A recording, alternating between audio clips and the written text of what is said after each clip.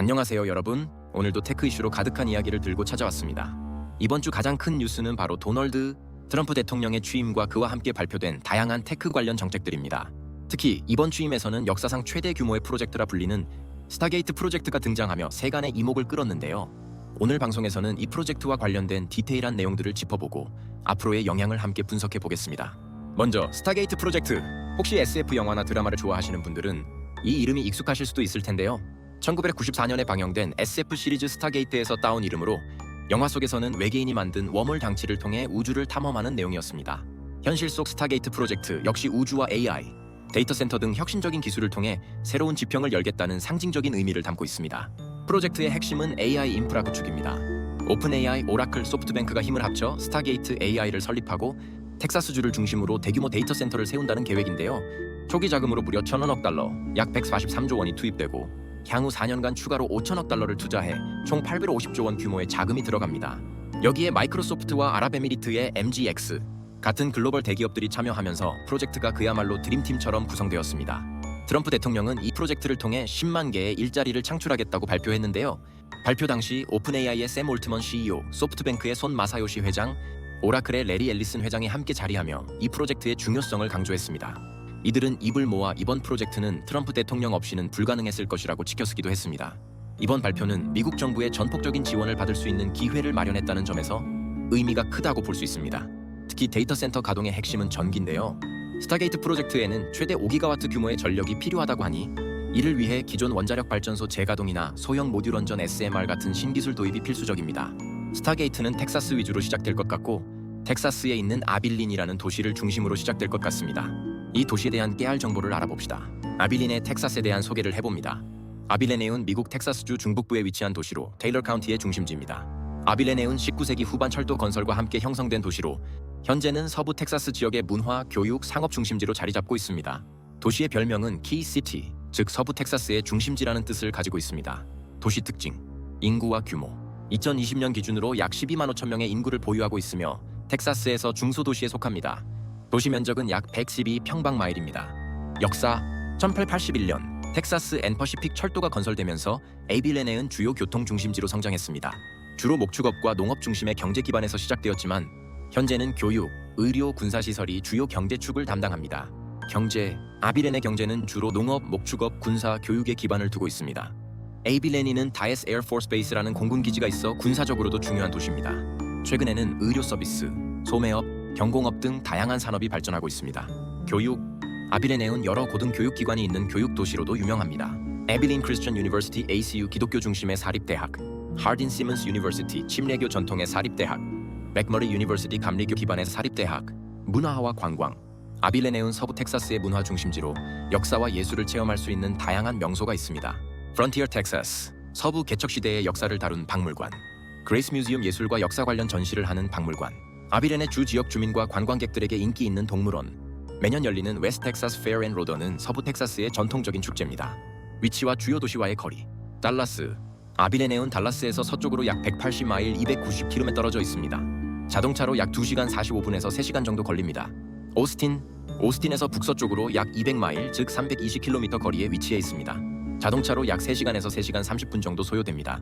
생활 환경, 아빌레네은 서부 텍사스의 특성을 가진 도시로 넓고 탁 트인 풍경이 특징입니다. 기후 건조한 기후로 여름은 덥고 겨울은 온화하며 가끔 쌀쌀해질 때도 있습니다. 주거비 텍사스의 다른 주요 도시와 비교했을 때 주거비와 생활비가 저렴한 편입니다. 대중교통은 제한적이지만 차량 이동이 용이하며 I-20 고속도로가 주요 교통망 역할을 합니다. 아빌레네은 역사가 깊고 전통적인 매력을 지닌 한편 현대적이고 발전된 면도 있는 도시입니다. 달라스와 오스틴에서 모두 접근 가능하며 서부 텍사스의 독특한 문화를 경험하고 싶다면 꼭 방문해 볼 만한 곳입니다. 다음으로 주목할 부분은 우주 탐사입니다. 트럼프 대통령은 취임사에서 미국 우주 비행사를 화성에 보내 성조기를 꽂겠다며 강한 의지를 드러냈습니다. 화성 탐사를 위해 스페이스X의 스타쉽 프로젝트에 막대한 지원을 예고했는데요. 스페이스X는 이미 여러 차례 화성 탐사를 목표로 로켓 발사를 시도하며 빠르게 발전하고 있습니다. 트럼프 대통령의 발언이 현실화된다면 머스크가 꿈꾸는 화성 개척이 더 빨라질 수 있을 것으로 보입니다. 이와 관련해 나사의 달 탐사 계획인 아르테미스 프로젝트가 영향을 받을 가능성도 제기되고 있습니다. 트럼프 대통령은 달 탐사에 대한 언급 없이 화성에 초점을 맞췄기 때문인데요. 일론 머스크 역시 나사의 달 탐사 프로젝트를 비효율적이라고 비판해왔죠. 앞으로 나사의 계획이 수정될지 아니면 화성 탐사에 추가적인 자금이 지원될지 지켜봐야 할 부분입니다. 그리고 전기차 산업과 자율주행 기술 이야기를 빼놓을 수 없습니다. 트럼프 대통령은 취임사에서 이전 정부의 전기차 의무화를 철회하겠다고 선언했는데요. 이는 자동차 제조사들에게 당장은 부담을 줄여줄 수 있지만 장기적으로는 기술 발전 속도를 늦출 수 있다는 우려가 나옵니다. 전기차 산업은 여전히 테슬라가 주도하고 있고 중국 기업들의 빠른 성장이 계속되고 있는 상황에서 미국 제조사들이 하이브리드와 내연기관차에 집중하게 되면 경쟁에서 뒤처질 가능성도 있습니다. 반면에 자율주행 기술에는 규제를 대폭 완화하겠다고 밝혔습니다. 자율주행 기술이 모든 차량에 적용될 수 있는 시대가 오면 테슬라가 가진 기술적 우위는 더 강화될 가능성이 큽니다. 머스크는 테슬라의 자율주행 기술을 다른 완성차 업체에 판매할 계획도 세우고 있는 만큼 이번 변화는 테슬라에게 큰 기회로 작용할 수 있습니다. 결론적으로 트럼프 대통령의 취임과 함께 발표된 정책들은 AI, 우주, 전기차 및 자율주행 기술 등 테크 산업 전반에 큰 변화를 가져올 것으로 보입니다. 이번 발표가 단순한 정치적 쇼에 그치지 않고 실제로 혁신적인 결과를 만들어낼 수 있을지 앞으로가 기대됩니다. 마지막으로 제가 항상 채널에서 강조하는 일본어를 왜 배워야 하는지 마지막으로 말해보겠습니다. 스타게이트에 참여한 사람 중 한국계 일본인인 손정희 씨가 있습니다. 마사요시 손이 그의 일본 이름이며 그의 소프트뱅크, 그리고 일본 기업들이 미국과 맺고 있는 중요한 파트너십 이야기를 나눠볼까 합니다.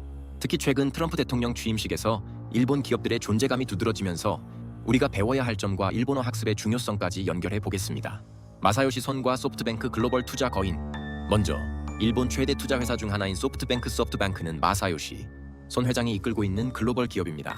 손 회장은 한국계 일본인으로 IT와 첨단 기술 분야에서 엄청난 투자 안목을 보여주며 글로벌 기술 혁신의 중심에 서 있는 인물로 평가받고 있죠. 소프트뱅크는 특히 AI, 로봇공학, 반도체 같은 첨단 산업에 막대한 투자를 해왔습니다. 이번 트럼프 대통령 취임 직후 손 회장은 오픈AI의 샘 올트먼 CEO와 오라클의 레리 앨리슨 회장과 나란히 자리하며 스타게이트 프로젝트의 주요 파트너로 주목받았습니다.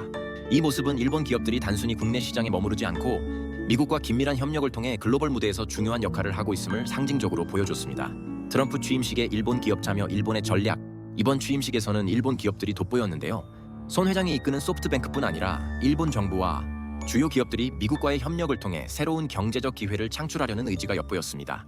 특히 손 회장은 과거 트럼프 대통령 당선 직후 트럼프와의 만남에서 2천억 달러 규모의 투자 계획을 약속하며 미국 내 5만 개의 일자리를 창출하겠다고 발표했죠.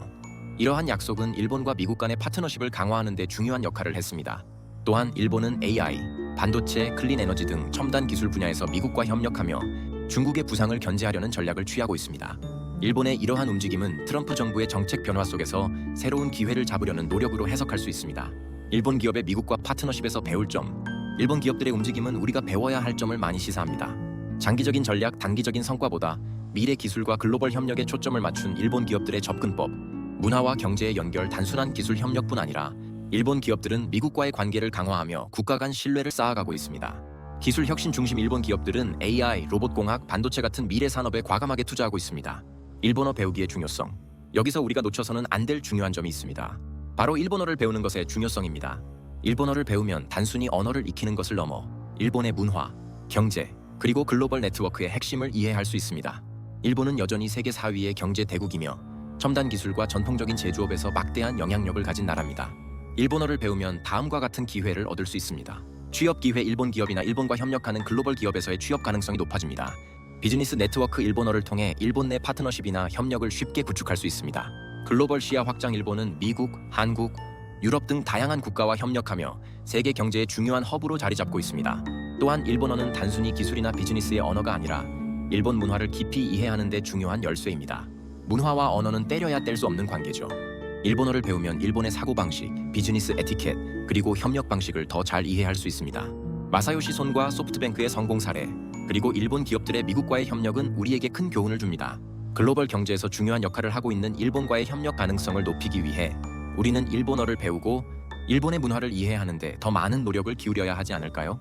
그런데 아직도 한국에는 과거 일본의 식민지 시대를 언급하며 일본어를 배우는 것을 매우 부정적으로 생각하는 구시대적인 사고방식을 가진 사람들이 많습니다. 그런 사람들을 좌파라고 하죠. 좌파에 빠지면 가난해지고 인생이 더 망하게 됩니다. 오늘 방송이 유익하셨다면 구독과 좋아요도 부탁드립니다. 저는 다음 방송에서 더 흥미로운 테크 이야기로 찾아뵙겠습니다. 감사합니다.